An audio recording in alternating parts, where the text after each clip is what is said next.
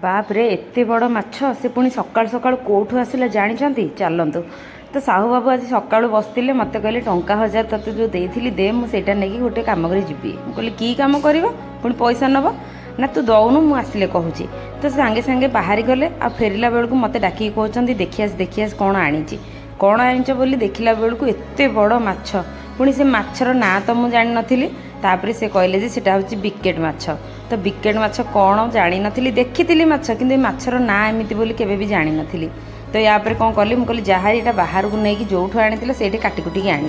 तो पोखरी माछ यहाँ था कि से नहीं गले आमर जो माछ बड़मा अच्छा पाखे कटेक आणले आ देखो ता मुंड साइज केते बड़ थिला जेहेतु 3 केजी उपरे माछटा थिला एते बड़ मुंड थिला आ पीसुरा भी बहुत बड़ बड़ कर देथिले कौन करिवो शेषक चलली ताकू अधा रखीदे फ्रिजर रे आउ अधा भाजा भाजी करके रांधी बोली ताकू रेडी कर देथिली किंतु लुण हलदी पकेकी जेतेबेले डियाई काचुथली माने लुण हलदी मिसेवा को बिल्कुल भी हो नथिला कहीं माछ मुंडर साइजटा देखंतु केते बड़ थिला